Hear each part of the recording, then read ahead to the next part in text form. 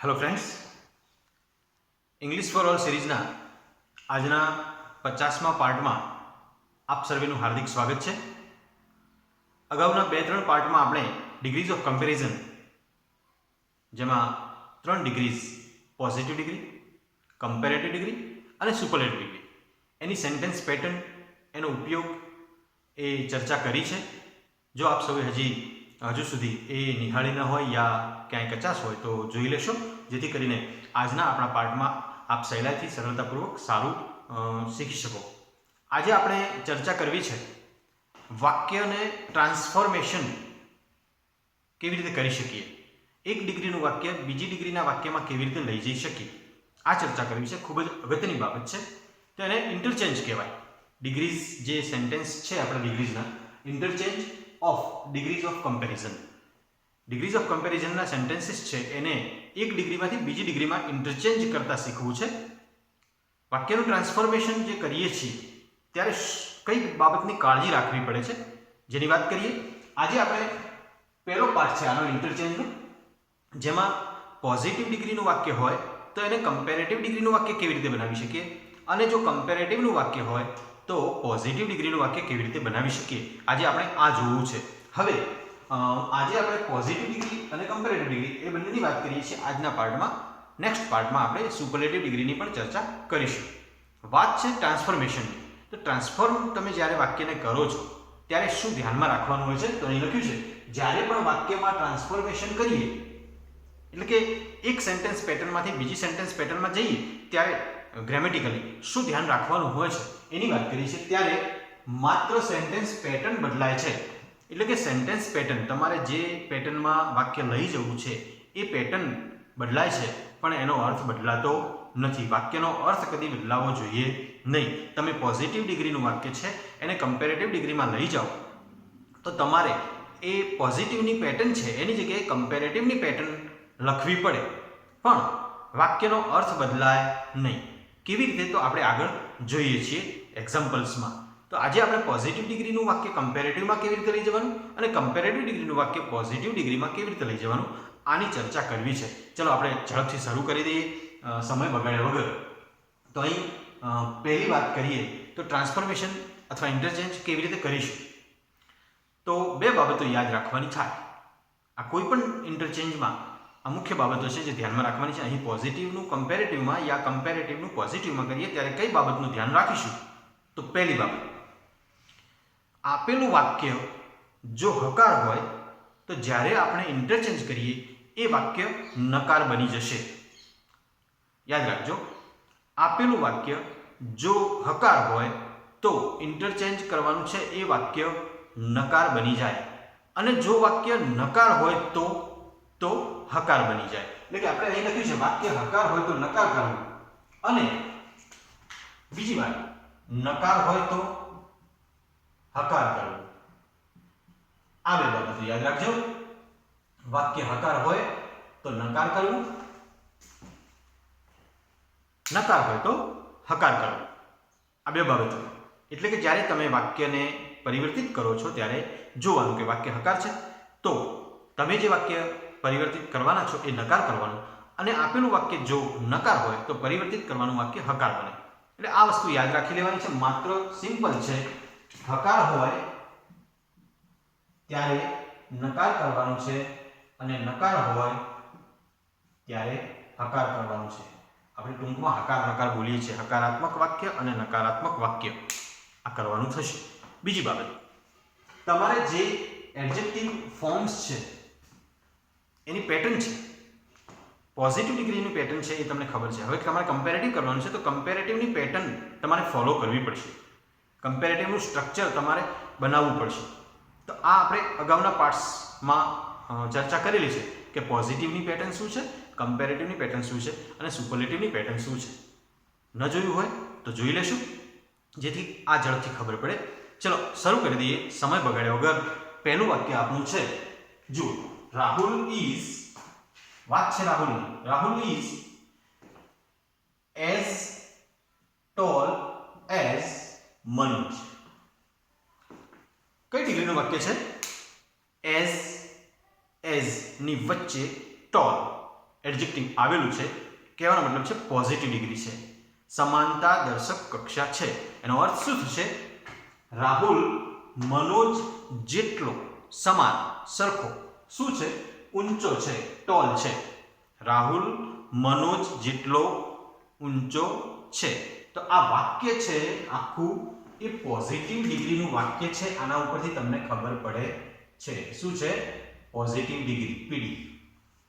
As tall as a structure ઉપરથી ખબર પડી કે આ પોઝિટિવનું છે.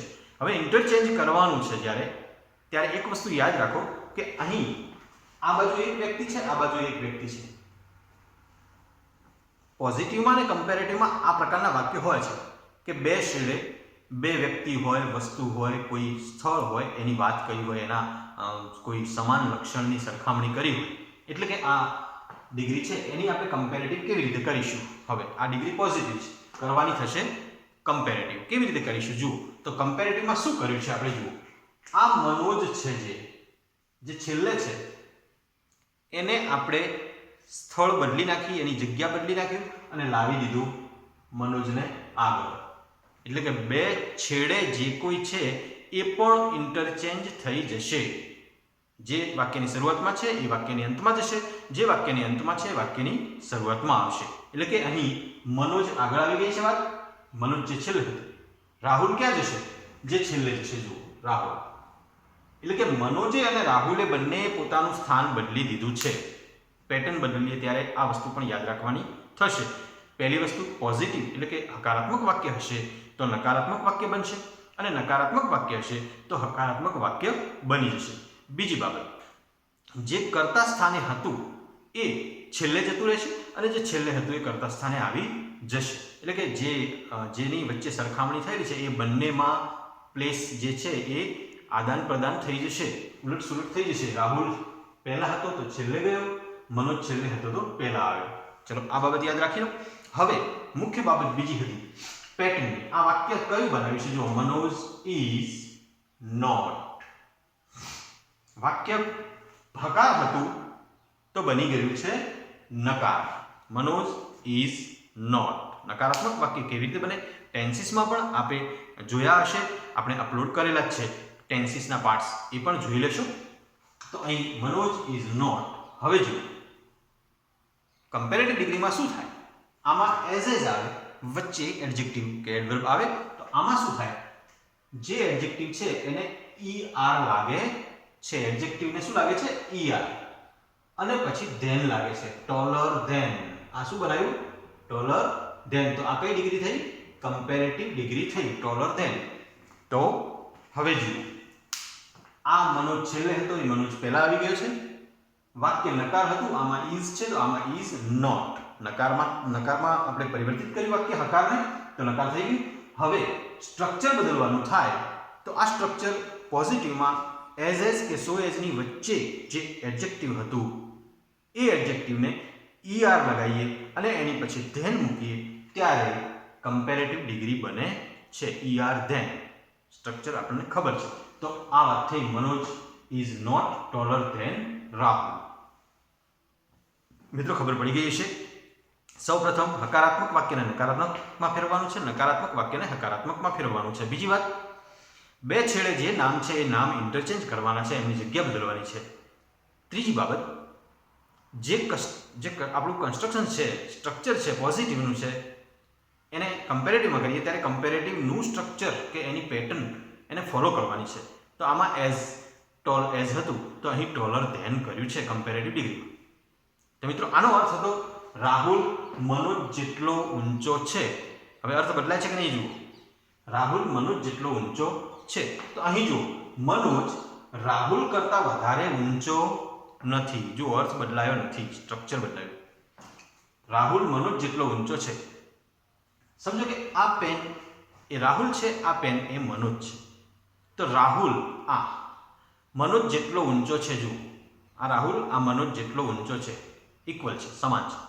હવે આપણે પેટર્ન બદલવી છે તો આ આમ થઈ જશે. જે રાહુલ અહીં હતો એ અહીં આવી ગયો, જે મનોજ જે અહીં હતો એ અહીં આવી ગયો. બંનેની ઇન્ટરચેન્જ થઈ.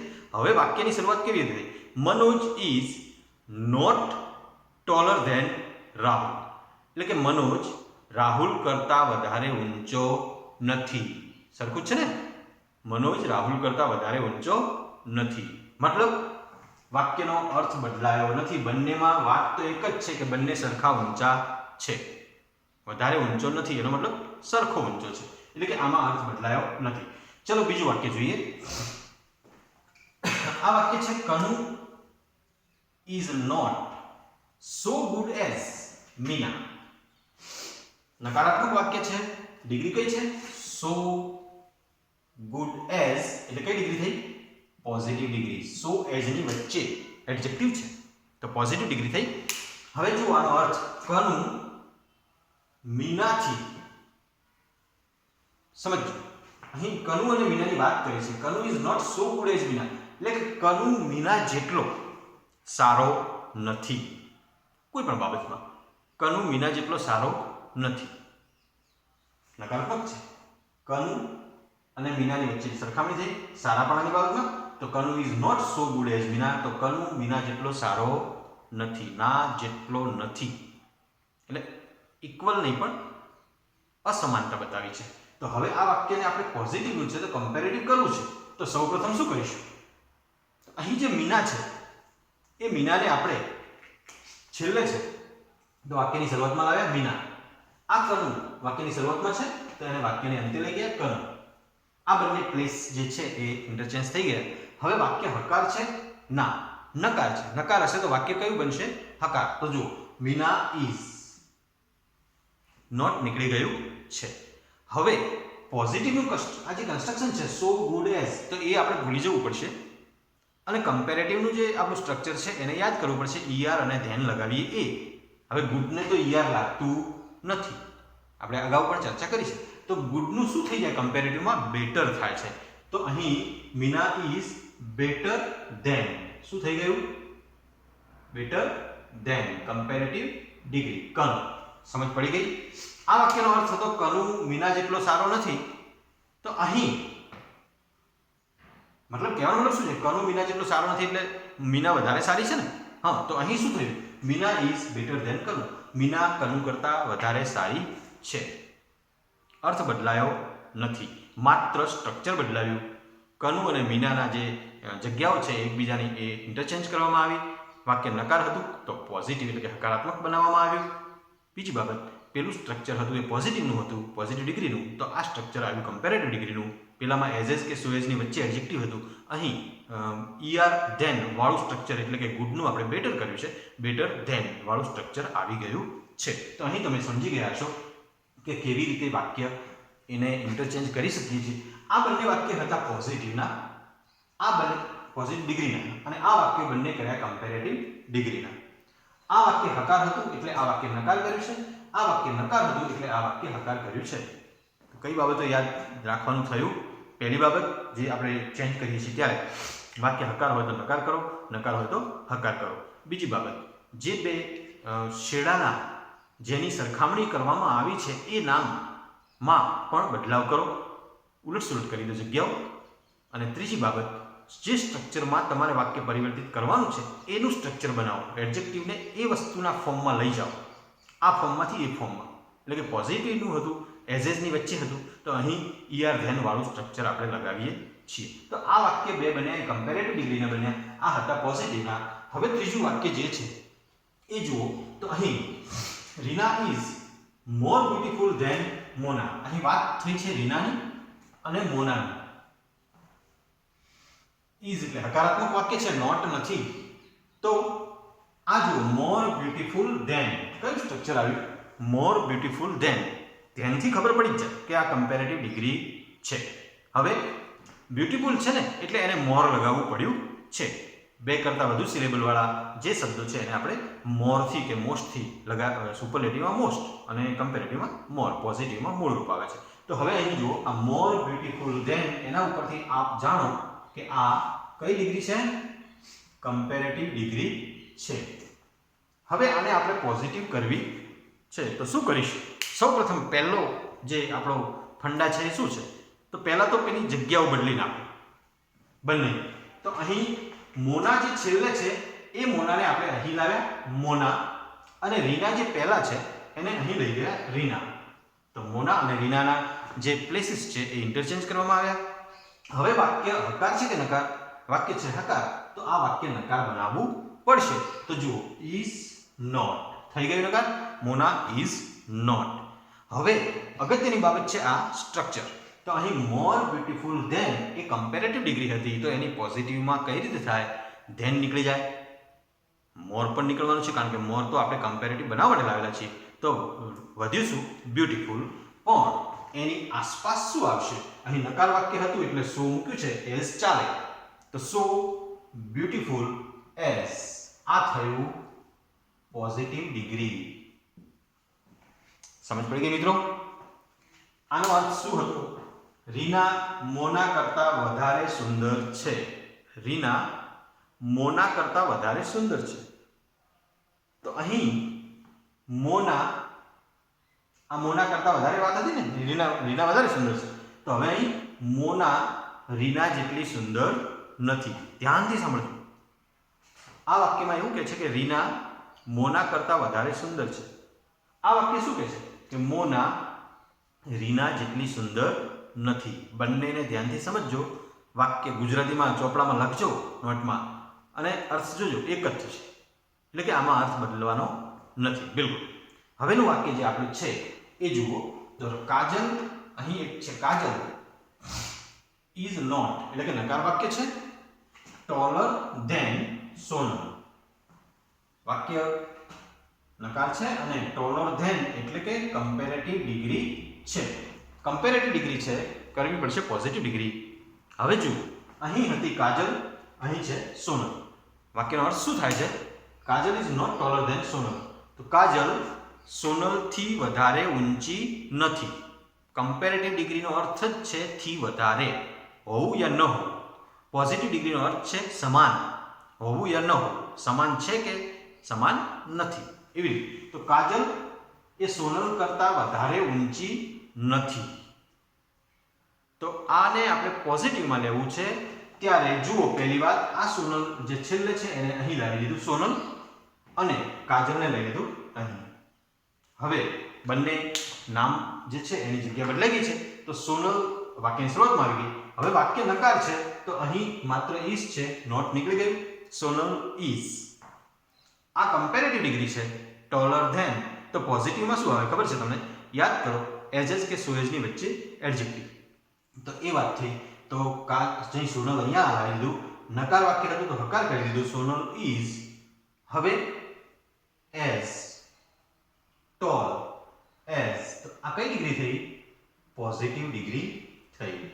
Sonal is as tall as Kajal. Sonal Kajal જેટલી જ ઊંચી છે. અહીં શું વાત હતી? Kajal is not taller than Sonal. Kajal Sonal કરતા વધારે ઊંચી નથી. મતલબ કે સોનલ છે એ કાજલ જેટલી જ ઊંચી છે, એનાથી વધારે આ કાજલ નથી. તો જુઓ, અર્થ તમે ધ્યાનથી જોશો તો easily you can understand and you can remember too. ધ્યાન બહુ મહત્વની વસ્તુ છે. ધ્યાનપૂર્વક કોઈ પણ કામ કરીએ ત્યારે, રસપૂર્વક કોઈ પણ કામ કરીએ ત્યારે આપણને એની ઇફેક્ટ છે એ લોંગ લાસ્ટિંગ હોય છે. હંમેશા આપણને યાદ રહી જાય છે. અને બીજું છે કે શીખ્યું છે એનો ઉપયોગ કરો.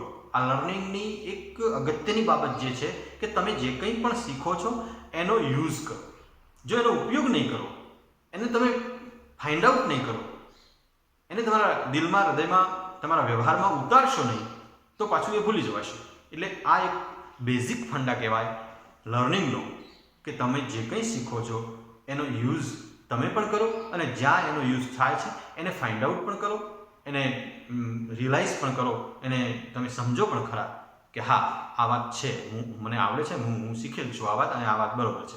આવું કંઈક તમે કરશો જ્યારે પોતાની સાથે જ તમારી જે વાતચીત છે એ તમે જ્યાં પણ તમારા ભણવામાં, શીખવામાં, ક્યાંક સાંભળવામાં, જોવામાં આવે ત્યારે આને તમે યાદ કરો કે હા આ બાબત છે, જો આ વાક્યમાં આ બાબત મને આવડે છે, મને ખબર છે, તો જ તમે ઇઝીલી તમારું ઇંગ્લિશ છે એ પાવરફુલ બનાવી શકશો. અહીં તમે મહત્વની બાબતો શીખ્યા છો એ ફરીથી એકવાર કરી દઉં કે પોઝિટિવ અને કમ્પેરેટિવના વાક્યો આજે આપણે લીધા છે. પોઝિટિવ ડિગ્રીમાંથી કમ્પેરેટિવમાં જવું હોય તો કઈ બાબત યાદ રાખવાની, યા કમ્પેરેટિવમાંથી પોઝિટિવમાં જવું હોય તો કઈ બાબત યાદ રાખવાની? તો જુઓ, 3 બાબતો મહત્વની. એક તો પહેલા નામ છે એ નામની જગ્યા બદલી નાખો, બીજું હકાર છે તો નકાર કરો, નકાર છે તો હકાર કરો, અને ત્રીજી અગત્યની બાબત પોઝિટિવ છે તો કમ્પેરેટિવ કરો અને કમ્પેરેટિવ છે તો પોઝિટિવ કરો. હવે પોઝિટિવ અને કમ્પેરેટિવ મહત્વની બાબત છે, તમને એ આવડવા જોઈએ. તો પોઝિટિવ ડિગ્રી છે આ થઈ ગયેલી ચર્ચા છે, નવેસરથી નથી. તો અહીં એક જ વસ્તુ જુઓ, સો કાં તો એઝ આવે છે પ્લસ એડજેક્ટિવ આવે છે માનો પ્લસ પાછું એઝ આવે છે અને પછી વાક્ય પૂરું થાય છે. તો આ થઈ તમારી પોઝિટિવ ડિગ્રીની પેટર્ન. એ જ રીતે કમ્પેરેટિવ ડિગ્રીની શું થશે? તો કમ્પેરેટિવમાં એડજેક્ટિવ છે એને er લાગે છે પ્લસ ધેન લાગે છે. બસ આ બાબત તમે શીખી જાઓ તો કોઈ અઘરી વસ્તુ છે નહીં. એડજેક્ટિવ કે આ er બધાને નથી લાગતું એ વસ્તુ અલગ છે. બ્યુટીફુલને er નહીં લાગે, મોર બ્યુટીફુલ કરવું પડશે અને ધ્યાન લગાવવું પડશે. આ વસ્તુ પણ આપણે હવે પછીના સુપરલેટિવ પછીના પાર્ટમાં એ જોવાના છીએ કે એવા કયા શબ્દો છે, એડજેક્ટિવ્સ છે કે જે અનિયમિત થાય છે, એ જોવાની ચર્ચા કરવાની વાત છે. તો મિત્રો આજે બસ આટલું જ. આ પેટર્ન ખૂબ ધ્યાનપૂર્વક જોઈ લેજો, શીખી લેજો. અસ્તુ. ભારત માતા કી જય. વંદે માતરમ.